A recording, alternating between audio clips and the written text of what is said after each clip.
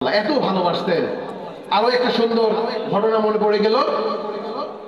এক সাহাবী, সাধারণ সাহাবী, তিনি আল্লাহ রাসূল সাল্লাল্লাহু আলাইহি ওয়াসাল্লামের কাছে এসে বললেন, মাতাস সাআতু ইয়া রাসূলুল্লাহ, হে আল্লাহ রাসূল, কখন কিয়ামত হবে, কখন কিয়ামত হবে?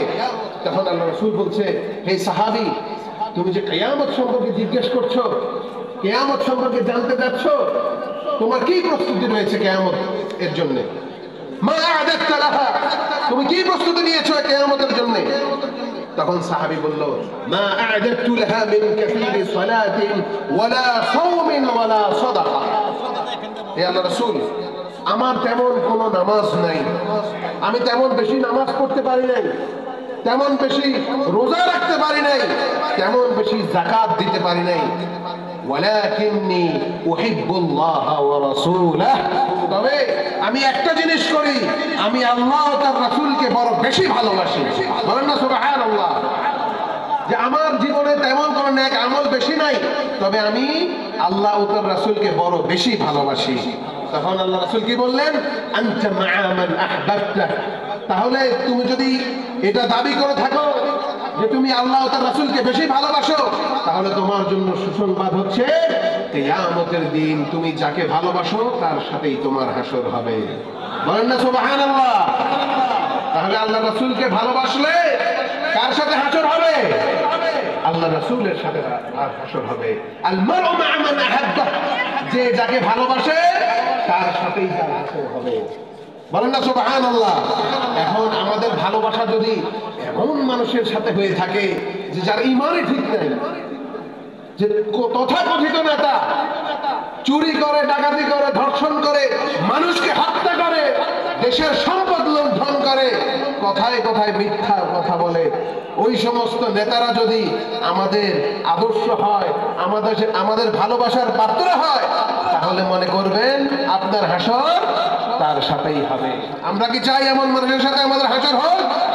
আমরা কি চাই? আমরা চাই কার সাথে আমাদের হাসর হোক? রাসূল আকরাম সাল্লাল্লাহু আলাইহি ওয়াসাল্লামের সাথে আমাদের হাসর হোক। তাহলে কি করতে হবে? আল্লাহর রাসূলকে বেশি বেশি ভালোবাসতে হবে। পারবো তো ইনশাআল্লাহ? নিজের জীবনের চেয়ে বেশি ভালোবাসতে পারবো তো ইনশাআল্লাহ?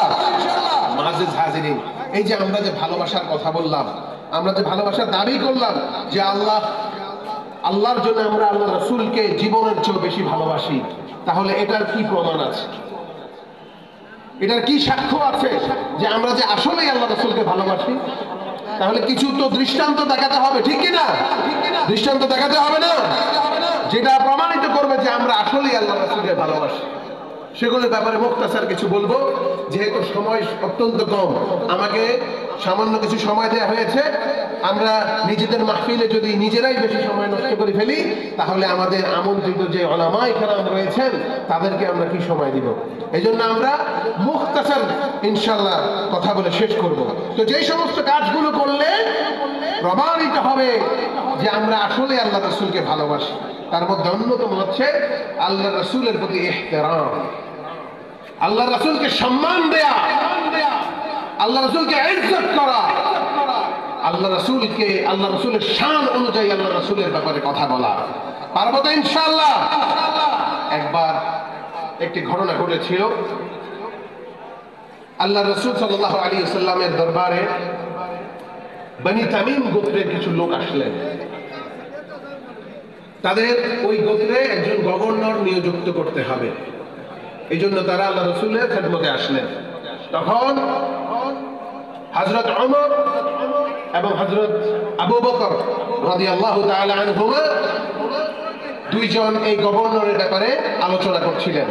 এক পর্যায়ে দুইজন কিছুটা কথা কাটাকাটি হয়ে গেছে, ওনাদের মধ্যে কিছুটা আওয়াজ উচ্চ হয়ে গিয়েছে। এটা রব্বুল আলামিন পছন্দ করলেন না, সাথে সাথে আয়াত নাযিল করলেন। আল্লাহ রাব্বুল আলামিন বলছেন, ইয়া আইয়ুহাল্লাযীনা আমানু লা তারফা'ু আসওয়াতাকুম ফাওকা সাওতিন নবী ওয়া লা তাজহারু লাহু বিল কওলি কাজহরি